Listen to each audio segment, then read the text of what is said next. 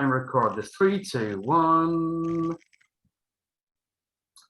Hello, welcome to the third of our journeys down the Old Shoreham Road to Enlightenment, the world's most open-minded podcast.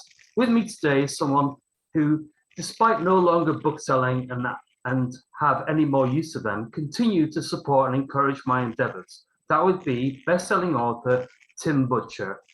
How are you and Cape Town doing, my friend?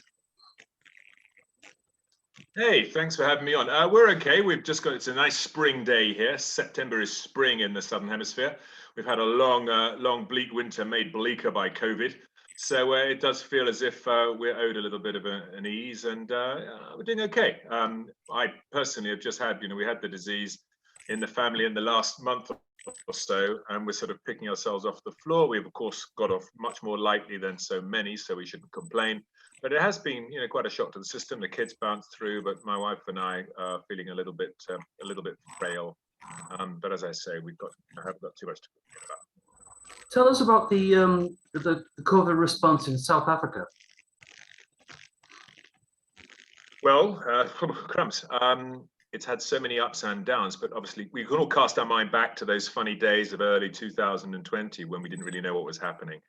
And, the various governments around the world reacted. South Africa went hard and fast. They went for a full lockdown. Can't leave the front door. If you leave the front door without decent reason, you can be arrested. Really? Right from the get-go, from the end of March of 2020. So this was months before similar things had happened elsewhere in the world, and it was much tighter as a lockdown than anything that has happened in the UK, for example. Wow. Certainly anything's happened in the United States. So it went hard and fast. That first sort of 2 months were very strange. I mean, it really was dystopian, Handmaid's Tale out there. There was no sound of traffic, there was no sound of cars. You occasionally heard sirens as the police were moving around, and we were all kind of feeling our way. So what did that mean? Well, it meant that it just allowed the government to get its house in order. It wasn't going to solve the problem. Great science here in South Africa, pretty bad, weak government, I would say. So that first wave wasn't huge, but it was it held it. And the worst, and you'll all remember, of course, any of your British audience, is that by about December of 2020, they started talking about the South African variant, that new form of the virus. And that was fair to say it was a South African variant because it had been spotted here. But that's because they're great scientists. I mean, actually, very good scientists doing genome sequencing here in South Africa. And they, weirdly, guided the British genome scientists who had missed the various parts. Because, when you're talking about a genome, it's highly complicated. In the case of the COVID virus, it's 30,000 units long. It's not 4 billion like you and I. You, Mark Farley, probably got about more than I have because I'm more unsophisticated and you're not so genetically advanced. But still 30,000 in a virus, and you've got to find the order. And it was the genome sequences here in South Africa, sequencers, who spotted it. And they said, hey, if this thing have tweaks here, then that means it's going to be more able to attach. The spike protein is going to be changed. And it all gets rather technical. Bottom line was, very good scientists here in South Africa led the world. I mean, the British followed them. Everyone followed them. So that second variant, the beta variant, was called the South African variant. It's a bit dishonest, really, because it probably didn't start here. It was just spotted here. Anyway, what did that mean? It just meant that the whole country was slightly on edge. And we're now, what are we in? Over 18 months. The actual meaningful impact for the country, obviously a percentage of people have died, which is horrible and horrific. But remember, we're in Africa. We're in a continent where malaria claims over 1 million lives a year, and we're in a country, South Africa, where HIV/AIDS has claimed millions since it first arrived. So the COVID fatality rate at about 60,000 dead is still a fraction of those numbers. But the issue is, how you contain it or whether or not it goes on. The really important impact in South Africa is that anyone who ever thinks as an outsider South Africa, you think about coming here on holiday, drink a glass of wine, go up a mountain, watch some rugby, go and look at some game parks or something of amazing variety, and that has all ground to a halt. And that doesn't just mean, wealthy Western tourists aren't having a nice time. More importantly, it means that a huge percentage of the workforce in South Africa have lost their jobs. And that is really socially damaging. We're talking the highest recorded unemployment rate in the world currently in South Africa. and that's largely because of the tourist sector. So feeling very battered, very bruised, and feeling like, we're all like the rest of the world, we're kind of feeling our way week by week, day by day. Do black people there fear vaccines like they do in the US? No, I don't think you have a color element to it. You have various social influences. Wherever the church is big, the church has quite an influence in terms of, let's be slightly skeptical about science. Let's think about, prayer is pretty good for us. And that sometimes it elides along the white-black color divide in South Africa. So you get a certain person who goes to an evangelical Baptist church, for example, on a Sunday and goes for services and is told not. But no, I don't think that skepticism. There is a certain amount of skepticism here. It's fair to say the vaccine program in South Africa, the country, not the region, the country, very slow, very inefficient, got off to a slow start. But when they finally got their house in order, as so often in South Africa, they have been very efficient. They've really got going. They've made it available. The Pfizer jab is good here. They actually, they held back on AstraZeneca. Interestingly, didn't go down well in Britain at all, because they said, hold on, the data of AstraZeneca is not complete. So the scientists here said, we don't have a full picture. We're not going to go with the AstraZeneca jab. They waited, they went with Pfizer. And that put a few British establishment noses out of joint. How dare you be sniffy about our AstraZeneca? It's great. Those same establishment figures who take the Pfizer vaccine by and by. Anyway, so they were slow with the vaccine in South Africa, but when they got going efficiently. But there is a significant skeptical, as you say, but I wouldn't say it's along the colour divide. What efforts have been made to protect those in the townships? Well, very good question. The truth is that a community transmission condition such as COVID is driven by social interaction. And if you are a wealthy middle-class person in Britain, you can literally draw up the drawbridge, can't you? You can sit behind your front door and plug in Netflix and get your Ocado deliveries brought to you, and you can stop interfacing with human beings. That luxury is not available for someone who's living in a township. And for listeners who don't know what we're talking about, township is informal settlements, informal dwellings near an urban area. When I say informal, I'm not talking brick buildings with glass windows. I'm talking lean-tos, wooden shacks, tin roofs. I've been there, to Johannesburg, but yeah, no. And when I went there and I thought about this, I thought, what's going to happen to those people that are in these positions? How do you get the jab? Well, in that first period, the lockdown period, that was the big focus. They thought, oh my God, it's one thing for the cities to be locked down and for, as I say, middle-class people to hide behind their front doors. But this is where the disease is going to go absolutely mental. It's going to really, really go accelerate. And what they found actually was that there was an overlap with the existing health conditions of township communities, where people are extraordinarily resilient. Now, remember, they have been putting up with the HIV epidemic for 20 years here.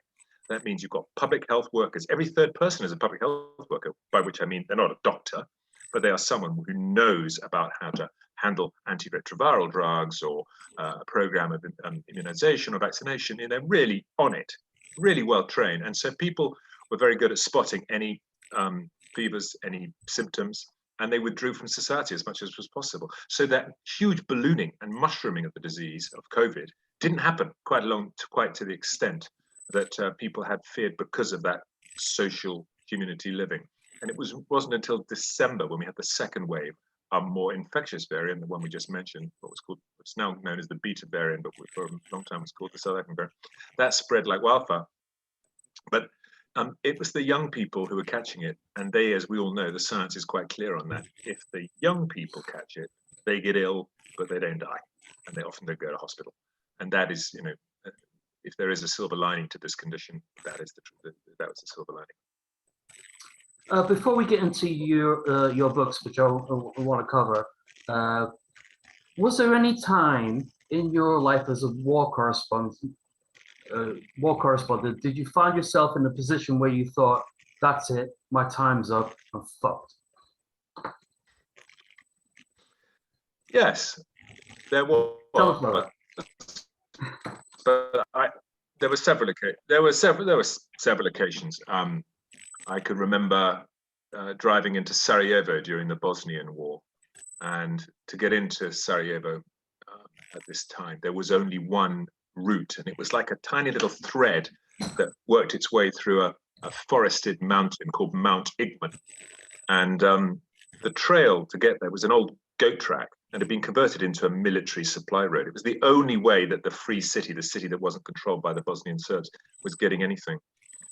And I don't,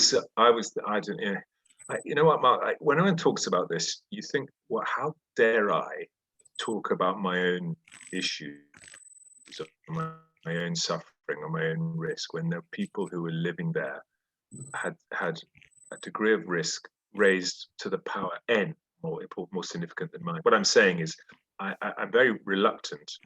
I get very upset actually, because it actually makes me feel that survivor guilt of I swanned away, I walked away. But on that occasion, there was shooting. We end up on the floor. The vehicle stops. You're on the floor. You don't know which direction it's coming from. There's bullets swinging around. You don't know. Some people are shouting. It's a chaotic situation. I'm not going to say that the person next door to me was killed, but there were people getting killed in the area. And as I say, to focus on myself is actually personally, I find it very upsetting, because it makes me think about the people, people who are actually living that reality day in, day out. I only swanned in, on that particular occasion. On a slightly more trivial occasion in Kosovo, I remember. I'm sorry for this is bringing up the horrible memories for you. I just wanted to know kind of what it's like being at the brink of kind of like, it's like, how the fuck do I get out of this? Well, I guess there's a calculus in, you're putting yourself into a dangerous place. It's a deliberate act. It's not accidental. And so you're kind of prepared. There's a certain degree of preparation for it. But ultimately, there comes a moment where it's like standing on the edge of a very high cliff above a body of water. You've prepared everything. You've got your swim tricks. Put the right clothes on. Blah blah blah blah. You've done everything you can, but you just got to kind of take a leap. And that's pretty much what happened in the books. There were moments in the books we'll be talking about where I call it in one of the sections of writing, you can control a certain degree of danger, and you can call that subjective danger. And then there's objective danger. And what I mean by that is subjective danger, stuff you can actually control, you can have an influence over it. If you're going to go across the front line, do it at 3 o'clock in the morning, because every guard in the world is half pissed or half asleep at 3 o'clock in the morning. Don't do it at midday. Don't do it in a bright clothes. Don't do it noisily. Don't do it in a large group. I've crossed a dead man's zone, a no man's zone, into Gaza once with a Israeli army 120 millimeter main battle tank cannon following me, tracking me like this. He was a kilometer away, and I was watching a 120 millimeter cannon pointed at me. Now, does that sound dramatic? Well, let me tell you, a few weeks before that, a journalist and his crew were killed by a tank. They were filming in a perfectly innocent scenario. So, and you can actually see, they were filming, they've got film. Reuters, it was a Reuters company, they famously got a film of the puff of smoke and the flame jet. And then it goes up because the camera gets hit by the pieces of metal. They're called flechettes. They're tiny little pieces of metal designed in the tank shell to rain down onto the ground and destroy anything. So, there are moments of great risk and danger. Some are slightly have a certain degree of bathos to it. England played, I think, Romania in the World Cup of 1998. I found myself in Kosovo. And I wanted to watch the game, but I found myself in a trench getting shot at, and the bullets were so close, bits of tree and leaf and branch were landing on me. I was quite safe. I was under, hidden by a bank of earth, but the tree above me wasn't, and it was getting.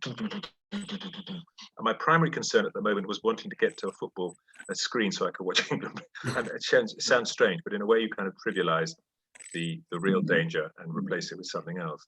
It's But yeah, and then in Africa on various other occasions.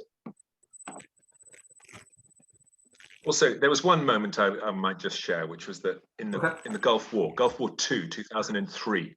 So we're in March 2003. You remember George W. Bush beating the drums of war, Tony Blair tapping away on his little cymbals at the edge of the big drum set, and the British Army are going into southern Iraq. And I was forward deployed with them. So there I was with a little tin hat on, and the British Army could muster about 5 helicopters. So what do you do in that situation? You call up the cavalry. You bring in the Americans because they've got all the toys. And this was an extraordinary and unforgettable moment. It's night. It's Thursday. I think it's the 20th of March, 2003. There's a highway in northern Kuwait. It's a highway from nowhere to nothing. It just is empty. It's completely empty. The sun has set. These soldiers, everyone's been told where to stand on the road. They stand, thousands of them, little groups, 20 here, 30 there, 12 there, 30, 20. We were in our position. And suddenly, bam, after night, apocalypse now, the choppers come. And it's like a huge, great taxi rank, helicopters landing in a perfect line, one after the other. One helicopter, 2, 4, 8, 10, 20, 30, 60, 100, just as far as you could see helicopters at dark. In the darkness, after the sun had gone down, and the soldiers filing onto whichever helicopter it was. And the strange thing was, all of the pilots were on NVG, night vision goggles, so they had no illumination at all. Nothing, which is, dramatic flying. But in this area of desert, the downdraft of the helicopters threw up dust, threw up sand, and the leading edge of each helicopter blade on each rotation started to phosphoresce, by which I mean it started to glow. So as it's spinning and reaching, it's catching dust and it's creating a phosphorescent effect, and they're all circular. So I'm describing a scene where you've got 100 helicopters with halos. They're like sort of weird, crazy, messed up dystopian angels with halos about to go and do their war thing. And on that particular moment, I got onto helicopter 32, and I had been talking with someone about getting onto helicopter 33. Later, I got onto helicopter 32, and that's the way, because it crashed. And that's the way. If you are going into a risky situation like that, that's the way that you can dance over your own grave. Let's cover your first book, Blood River. It features an epic, very dangerous journey you took down the Congo River, following in the footsteps of Stanley. First of all, how was Stanley important to you growing up, or in this book? I think it's fair to say that, as a child in the UK, Stanley was a relatively small figure. He's one of many. He was just another name in that list of there are those people, those Victorian explorers. They almost always pictured with bushy moustaches, handlebar, whiskers, mutton chop whiskers, or full beards. They're always striding off across the horizon. And it's a bit of a cliche, slightly Kipling-esque, perhaps in India, but could be in India, could be in Asia. In this case, it's Africa. And Stanley, of course, he has that famous quote, that little soundbite. Dr. Livingstone, I presume, is what he claims to have said when he's found David Livingstone, who we've been looking for about 14 months in 1871. Dates are relatively unimportant, that sort of detail. The point, so he occupies that space. He's just another Victorian explorer. But when I started reporting on Africa, he becomes much, much more important on a personal level and a public level. On a public level, he's more important because he turns the key of all of them. He is the one that starts the white colonial interest in Africa, the thing that bequeaths so much history that is still so turbulent to this day, in the 21st century. He's the one who fires the starting gun for the scramble for Africa. He does this by charting the Congo River. Why was that a big deal? Because it had been known about for 400 years, but that's all the Europeans knew about it. They knew that its mouth belched out lots of water into the Atlantic, but they didn't know where it came from because it was so well hidden by cataracts, so protected. If the cataracts didn't get to you, the malaria did on the side of the river. And if those tropical diseases didn't get you, then it was going to be dengue fever or Nile fever or Congo cramp or whichever, blah, blah, blah. It was a very protected, but they knew this force of water, bam, bam, bam.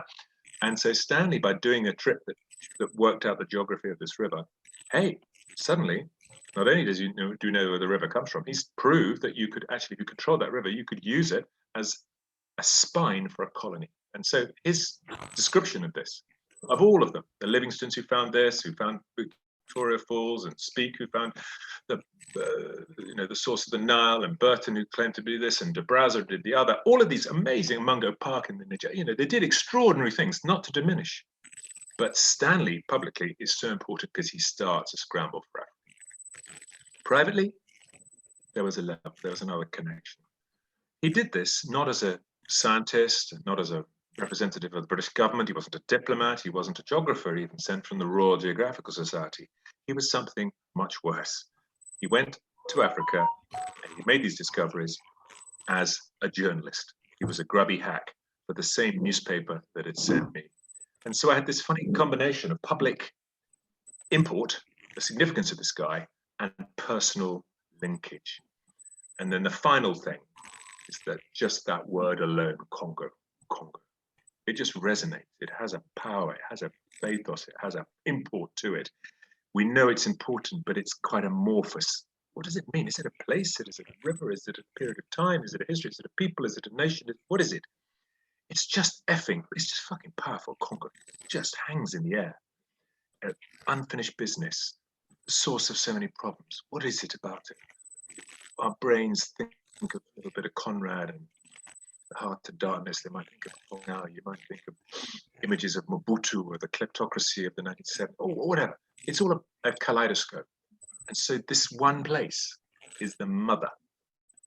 It's the founding, the original sin for so much of Africa. And it was triggered. Its significance was triggered by a grubby journalist. The same newspaper sent him that sent me to Africa. So the connection, the parallel was just too much. I've been to war zones before. The original sure, I sin got of scared. Africa. Sorry. Say again? Sorry, yeah, the original sin of Africa. The original sin of Africa. That's how it's wonderful. I couldn't have written that, but well, it is because I mean, if one thinks, Africa is, it's still many things to people. Quite rightly, people talk of its richness and its power and its music and its culture, but there is unfinished business there.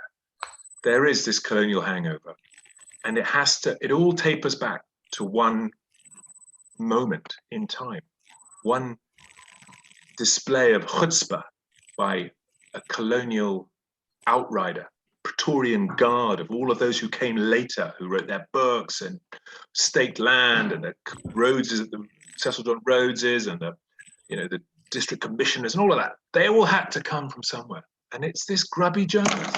So blow me down. So it just sat there like this. It just grew in my mind as this focus of attention, and just all the more important because it was ignored, Mark. No one gave a shit about the Congo. Back in the 60s, the world had all of the international media of the world were in the Congo. Michael Parkinson, Parky, the BBC gentle Saturday night interviewer, his first journalistic exercise was in the Congo. BBC sent him there. Everyone went. But then they got fatigued. And that's the nature of news. If it's the same, it ain't news, so we move on. And the Congo had been trapped in this sort of tailspin, flat spin of violence and coup and counter-coup and decay and economic regression and violence and borders and turmoil and rebels and all of this business. And people go, oh. But I just got more and more intrigued. And I thought, well, how can you tell the story? This powerful story, it's a very human story. And the way I thought of doing it was to do a journey. And the journey was going to be a journey, a physical journey, a risky journey, but it's going to be. I just want to read the review. Sorry, I just wanted to read my review that I did of this book. Tim Butcher is the fly by the seat, middle finger in the face of bloodthirsty, cannibalistic terrorists, kind of adventurer I want to be when I grow up. But I know I can't be. Firstly, I don't have his connections or a shiny newspaper job. And secondly, I'm a pussy. The Congo is a brittle and uncompromising place. Like a lot of places in Africa, it's a victim of greed and poverty and not necessarily being underdeveloped. Blood River is not only an important book, but one of sheer human endeavour and grit. Butcher, throughout his books, has this unique way of immersing the reader along with him. You really feel that you're on that treacherous route, riding pillion on the motorbike and coping with him.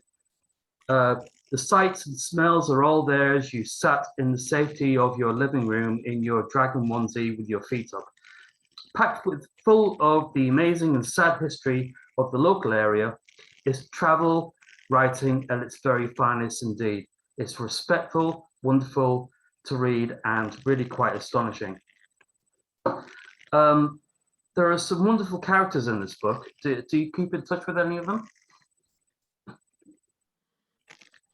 Well, I did the journey 2004. The internet was fairly developed, you might say, in the UK and the West. Less so. It wasn't easy. I was helped. You'll remember your own reading of the book, and also any real journey. The real traveler has to admit you stand on the shoulders of others. You're carried by fabulous local people who can open doors for you.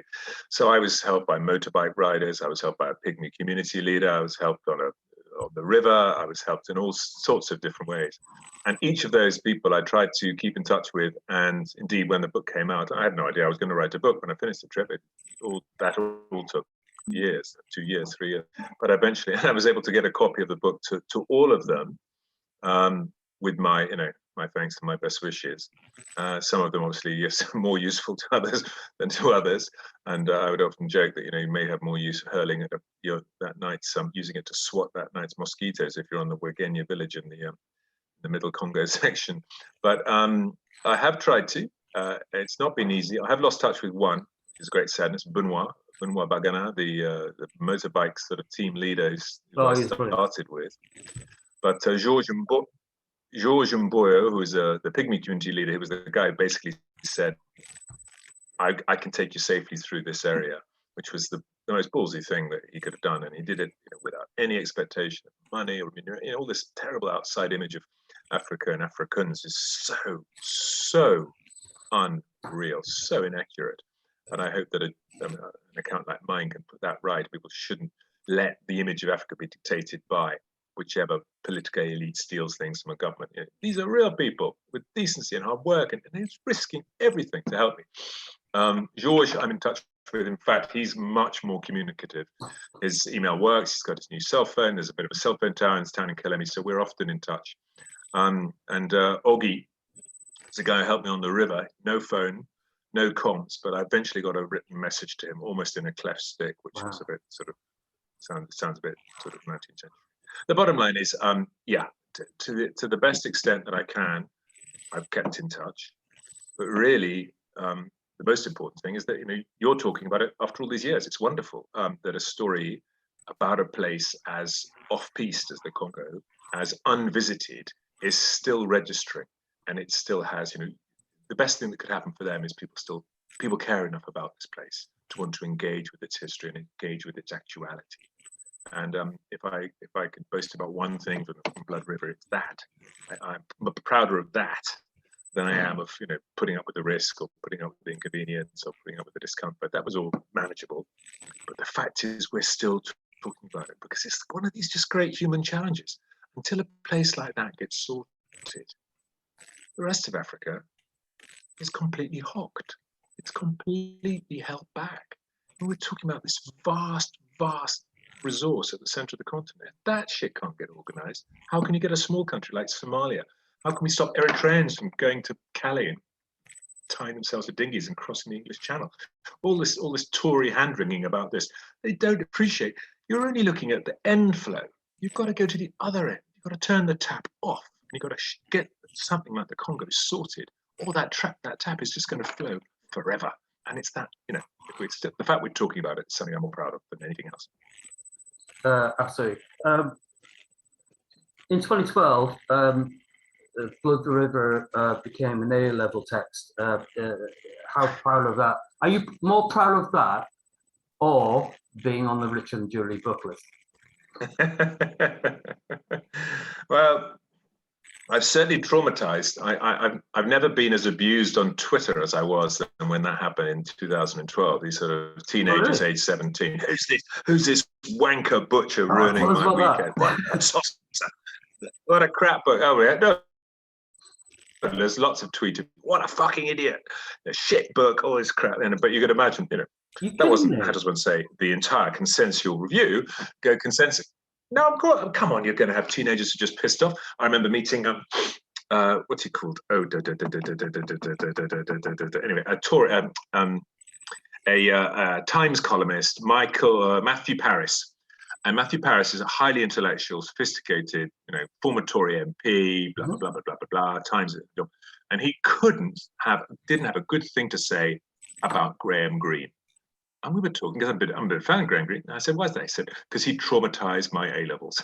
Because he was forced to read a book by Graham Greene in his A-levels, and it pissed him off when he was 16 and 17. Anyway, I was very proud of that. But in real terms, the Richard and Judy thing that's frankly why I'm talking to you. I mean, it took a book which was of marginal interest. I was only ever going to hit a certain number of people, and it made it mainstream. And I was hugely lucky with that break, because I think it's the greatest story out there. Of course, any author will tell you that the story that they want to tell is the greatest thing in the world. That's why authors dedicate lives to particular projects. But it's rare when other people agree with you. Normally, you're shouting in an echo chamber of one. Oh, I've got the greatest idea in the world.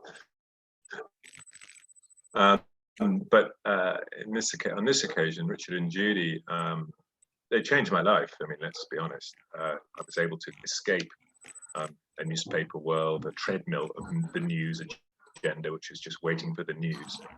Just see that set up as an author, where you're so much more in control of your own fate and destiny. I get to choose what I'm working on. I get to choose what I write, rather than waiting for events. It's tougher. It's harder. You're all on your own. You're not in a corporate group, but it is still fabulous. And it was because of Richard and Judy gave it a bit of thing. And that's why I met you, Mark, because you were selling books to the Notting Hill intelligentsia, and also the not so intelligentsia up in Notting Hill. And I hung out. You were brilliantly supportive, and bookshops were wonderfully supportive. And you can always tell good bookshops, because they've got booksellers who care and engage. If they're just thinking, oh, we'll just take the top 3 off the bestseller list and put them, stack them high at the front of the door, at the front of the shop. And that's not how you do your business. You're always encouraging for events, bringing people in, thinking off piste, breaking away from the rigidity of particular bestseller lists. And so Blood River was, it was notwithstanding. To those A-level students who had a traumatic time, I apologise. It wasn't me. It wasn't personal. I hope you're. What do you think that you want them to learn about that book? It's funny. When you create something, any form of creative work, someone somewhere, to make it simple, is going to put it in a box. They're going to say it's this or the other. It's a portrait. It's a landscape. It's a melody. It's a love song. It's whatever. And so people say Blood River is a travel book. Yes, it is a travel book. You're quite right, 100%. But I hope it's a lot more than that. I hope it's a book of mild history, accessible history. I hope it's a book of current affairs. I hope it's a very personal book about making you rethink human behavior, humanity. I mean, I read *Sapiens* as a non-fiction book, as a sort of amazing Israeli author, amazing Israeli style. His style was extraordinary at making complicated things clear. And I in my fantasy world, I'd love to think that Blood River does that. It takes a really complicated thing, and a dark thing, and a challenging thing. Like, as I said at the beginning, that word, those 2 syllables, Congo, they just resonate. They've got a power, all of themselves. You might even hear it, glance down a newspaper. What does it mean? And if Blood River, story of a guy shitting himself with $2,000 hidden in one boot, $2,000 in another, on the back of a traveling light, traveling fast, being told don't go there, but going there anyway, finding burnt out villages, finding abandoned seminaries, Catholic seminaries in the jungle with palm trees going through the roof, railway tracks which haven't, been eaten by the jungle, all of this. If that stops people in their busy 21st century lives just for 1 second to make them think about fundamentals of human interaction and how to build the society, how you might make it go forward, then mission accomplished. And it doesn't make it a work of history alone. It's not just a travel book, and it's not just in anything. I hope it's a little bit of like all. There's that nice epithet, isn't there, for different types of writing. We read non-fiction for facts, but for truth, we need novels. And that's a funny, but amusing, but also very, I think, very convincing attempt to understand how the human mind can do things in different ways. And I hope Blood River might straddle somewhere between non-fiction and fiction, because I've taken you to a world that, it shouldn't actually be. What I'm telling you should not be by any value system. You should not be in a place where children die, where bones lie on the ground unburied. You shouldn't be in a place where poverty is. You shouldn't. It just is. It just shouldn't be, and yet you really are. And the actuality jars with one's expectations, and suddenly you find yourself in a Margaret Atwood situation, and maybe that is a novel. So anyway, it's a piece of writing that may or may not work for whoever. No piece of work will work for everybody.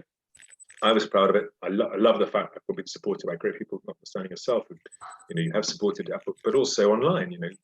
Goodreads, I've badgered you over the years. You've been fabulously supportive, because Goodreads is goodreads.com. It's a website that brings together, I think, genuine bibliophiles. Though we talked about that for a second. There's a sad truth. They've just been hit by trolls within the last 2 months. They've just gone nuts. So what used to be real humans reading books and exchanging, now you just see these just name after name, which is Mark Farley, spelled M-A-R-K-K-X, Farley, F-Y-A-R-L-E-Y. And someone's taken your name and bowdlerized it and created it. It's very sad, actually, because it means that, like so much on the internet, what is genuine? And as recently as up to about a year ago, Goodreads was quite genuine, because it was real people who read books. They liked some of your books, they didn't. They had full and frank exchange of views. But now it just gets lost in a sea of bots and a sea of trolls. Anyway, let's crack on. I want to move on, because you have a flight to catch. Okay, so I'm going to talk about one of the next two, your other two books. Let me see if you can, by me reading the review that I did on Goodreads, goodreads.com,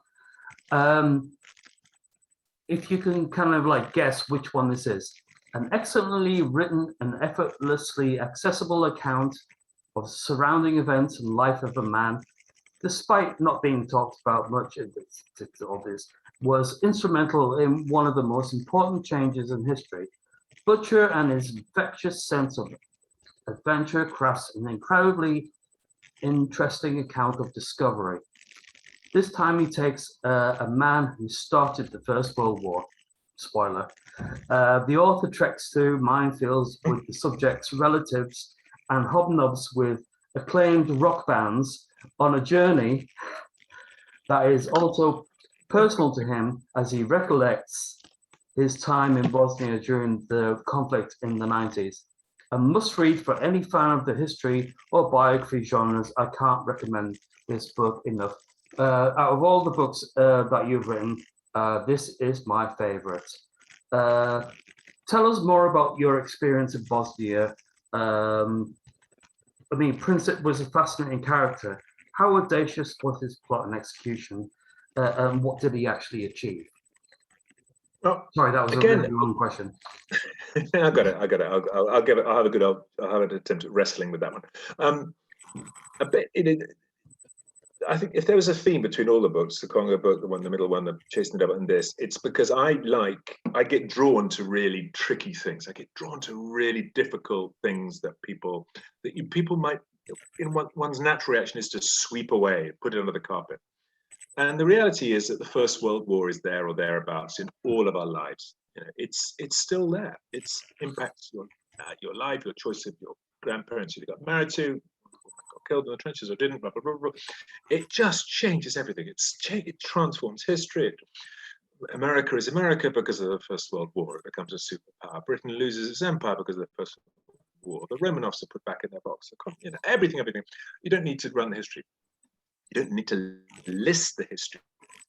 You just need to recognize how important it is and how little we know, how genuinely little we understand. We all understand the trenches. We understand the mud and the blood, First World War. That's well visited. When you've got Blackadder doing jokes about mud and blood, it's moved, it's so developed. But the issue is, from where does it come? What was it about? What was the founding moment of that? A little bit like the original sin of Henry Wotton's standing in colonialism. There is an original sin, a moment where humans do something to each other that spins. It is a flap of the butterfly's wings that will eventually lead to a tornado that destroys the world order and gives us what we have today. And that flap of a butterfly's wings comes from a teenager, a dreaming teenager who is pissed off. He lives in Bosnia. You don't need to be able to find Bosnia on a map. It's quite tricky. It's Europe. It's the bottom right-hand corner of Europe, stuck between Greece and Italy, on the Balkan Peninsula, the West Balkan Peninsula. But it's what the life he lived, the presumptions of those who were in power. And this again is important because there was a presumption in the 19th century that outsiders know best, that it is acceptable for powerful outsiders to take a land, control a land, colonize a land, set up an empire in a land, own a land, exploit a land. It was the presumption. And this guy dared to stand up against that. He dared to stick his finger and say, fuck you. We tried negotiation, they've tried polemic, political analysis. Marx was writing about the end of empire in the 1860s, even the late 1850s. There'd been a dead duck for 50 years. Marx's writing's already 10 decades old. This guy says, we've tried talking. Fuck you. I'm going to do something about this. I'm going to take someone down. I'm going to kill someone. I'm going to use a gun. And is that a bad thing? Well, is that, let me rephrase that. Is that an understandable reaction? If you have no alternative, you're boxed in to extreme action. And you could say, hold on, let's fly our drone elsewhere in the world. Nelson Mandela, the living saint, he was arrested as leader of the youth league of the ANC. When he did that, he said, fuck you, I'm going to start blowing things up and shooting people. Militancy, it has a commonality throughout human development. And this kid, he's got a funny name, I have to take a bit of a run at it, Gavrilo Princip, Gabriel. It's the local version of Gabriel. Gabriel, he decides, my family have lived in complete poverty for too long. I'm going to do something about it. I'm taking down the big fish, taking down the imperial figure who dares to come to my city. And so this kid stands on a street corner with a gun and kills the number 2 in the Austro-Hungarian Empire. And this again, as a kid, when you read about this in your history books, it gets a bit intimidating. Austria-Hungary, complicated empire. What's going on? Franz Joseph was the emperor, and this guy, Archduke Franz Ferdinand. They all sound the same. With similar names, funny hats. And yeah, you're right. There's a certain degree of theatre and pantomime to it. A certain degree of sort of stuffed tunic pomp. But if you strip it down to the basics, it's a boy with no hope who's boxed in to doing something extreme. And that is exactly what a kid in Syria is thinking today, or a kid in Afghanistan is thinking, or a kid in Belfast thought in 1971, or a kid in 20 years' time in the next crisis. And it's that common human reaction to extreme pressure.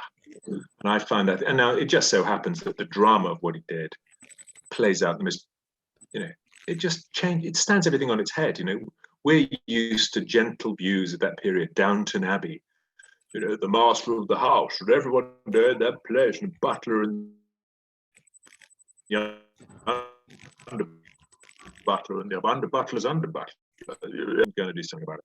And tracing his story, tracing his ambitions, it was like Mark, it was like chasing a ghost. Because as you quite rightly said in your review, not an enormous amount was left by him. He was only 19 when he pulls the trigger. He would die a couple of years later in jail, basically rotting away to death, rotting away and dying in jail.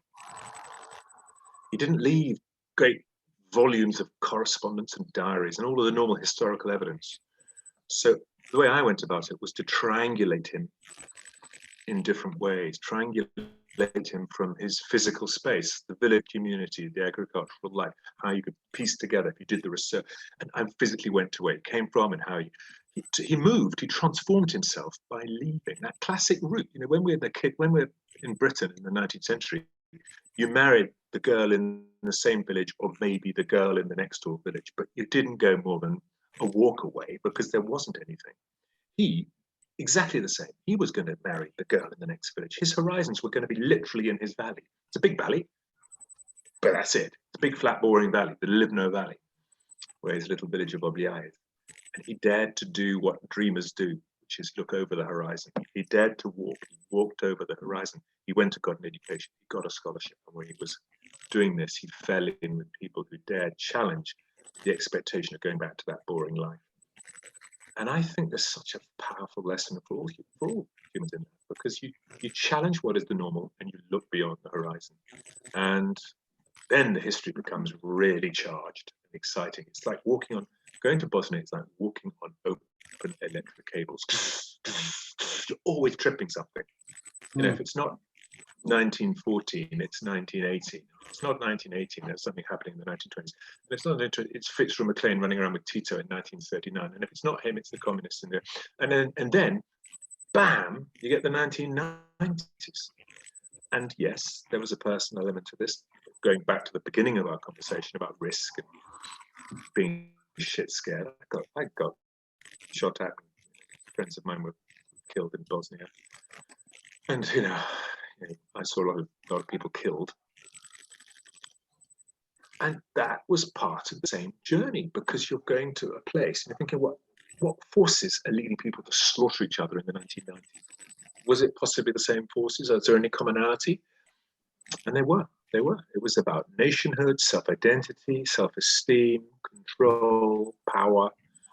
These really fundamental things, which if you tried to attempt in a sort of political polemic, it would be as boring as shit.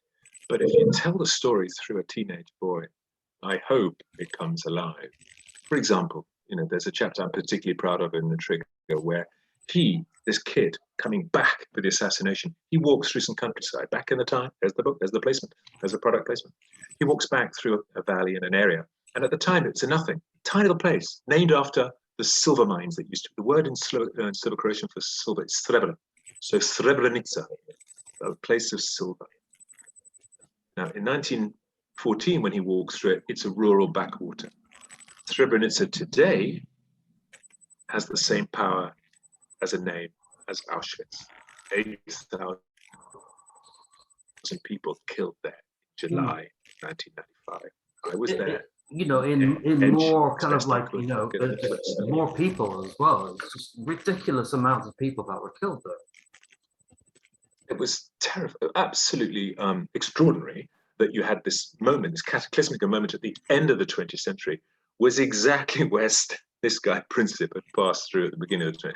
And it's this history, twisting in on itself, stumbling, the intertwining, the DNA, all of our stories are a twin helix. They're all interconnected. All this bullshit about you, us, them, walls, barrier, white, black, BME, whatever. People trying to fucking draw lines. We all have a twisted history. And that story of Princip is beautiful because it shows you how complicated. You're in an area, Princip travels through a town called Travnik. Not many years later, the skyjackers of 9/11 are there. 4 of them, getting radicalized, getting pissed off, wanting to do something. Yeah, there's a massive connection between kind of like 9/11 and Bosnia that I read as well. Yeah, I mean, Princip shoots a gun against, he takes a gun. And these are Muslim kids from Manchester, from Aleppo, from Marseille, from Morocco. and they've been crushed by the Western model, left behind. And so they do something, and they take a gun. It's disgusting. It's vile. It's violent. It's 9/11. But it's the same frigging piece of real estate, Bosnia, that gives us this impetus. And that's why it's so wonderfully powerful. And it's just teaching that geography isn't just a boring subject at school. It's actually so much part of our identity and ourselves. Okay, we're running out of time. I did want to ask you one more thing. Well, I've pages and pages of stuff that I want to ask you and talk about your brilliant books, but you've got to go. Are you going anywhere nice? Well, just locally, Zimbabwe, next door. Okay. But even that is a massive pain because you've got to jump through the COVID hoops. But my wife is actually heading to the UK and testing the method of getting out of South Africa, because for 18 months, 2 years now, almost 2 years, we've not left. And you can, as you may well know, get out of South Africa, and if you want to go to the UK, you either stay in a hotel at Heathrow for 2 weeks, or you can go to a cleaning country and get clean. She's going to Ireland, actually, all perfectly legal and sensible. So she's going to Ireland. So. Sorry, the last thing I wanted to ask you was about your wife. Tell me a bit about her and how you present to her the next dangerous part of the world you want to live in. Well, and if she's there, she's welcome to chime in. Combination. She's not too far off. She works for the Times newspaper. She's just doing a story on for the Times. She has a funny combination of intense interest and blithe indifference. She's very interested in where I'm going, what I'm doing, but at the same time she says, well, you've done it all, you've done this before. It's your risk. You appraise it. I can't possibly appraise it very well because she doesn't know wherever it is, Congo or whatever. So she says, I trust you to make the right call, but just make sure you buy a single ticket, because it'd be a terrible waste to have a return that you wouldn't be able to use. No, she's not quite as mercenary as that. But she's very tolerant, and as I said, she is the Africa correspondent for the Times. So we live in Cape Town, and she covers most of Africa from here. So the job I used to do for the Telegraph, she now does for the Times of London, which is great. Mr. Murdoch still funds that newspaper, and she is what's very interesting is that her travel, not just with COVID, but the attitude of newspapers today is extraordinary. That they would assume that you could find anyone online, WhatsApp, Facebook, Twitter, and largely they're right. So if there's a coup in Sudan, my God, Jane's good at finding the right people. Even in northern Mozambique, when there was a nasty ISIS attack in April of this year, 2021, or late March actually, spilling into April, up in the province of the town of Palma in the north of Mozambique, we're talking very remote. We're talking truly remote, almost as remote as the Congo. From when I did the trip 2004, nowadays the internet's there, so she could find WhatsApp, she could find people. And she does a great job. But she's got a healthy blend of acute interest and blithe indifference. So that's a cocktail. If you whisk those together, that gives you it's a good mix. I'm also digging the Bob Marley in the background. Of course. No, and also forgive the Union flag on the wall. That's not really kind of an orangeman, and we're not all orange in this house. No, that was more a sort of cool Britannia Britpop thing, which is kind of has stayed on the wall. In fact, there's even a telephone box on the wall you see as well. But no, Marley, Bob looks after us. This is our TV room. I've got 2 kids, 16-year-old and a 14-year-old, so we spend a lot of time in here. Winter time, and all is good. Finally, could you tell me what's next in the book world for Tim Butcher?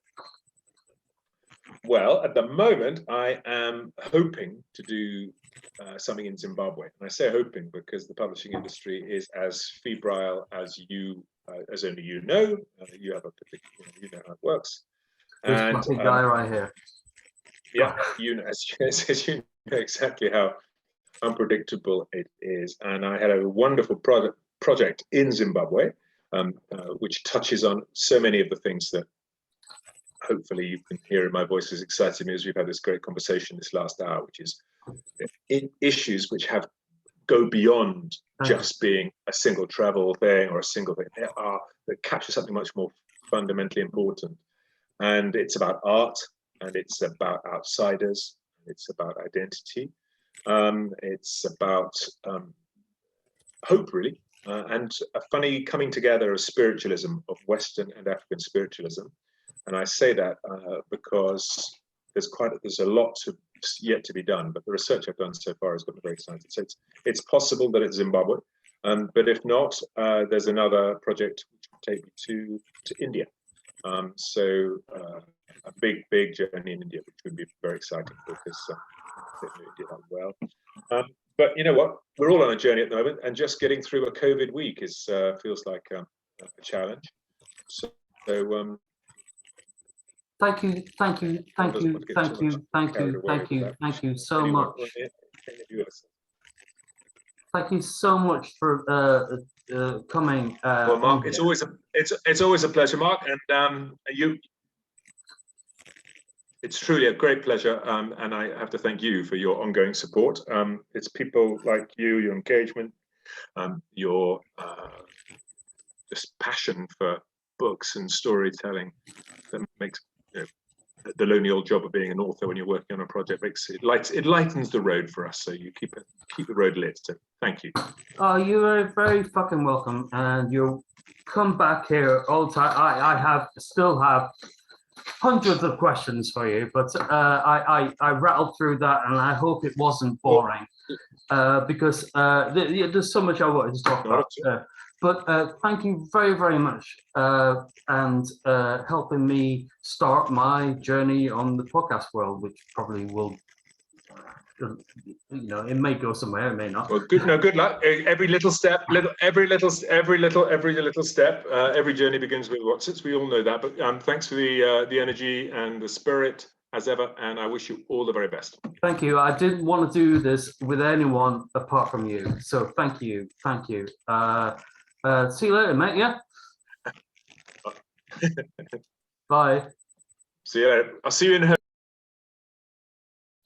Oh, he's gone.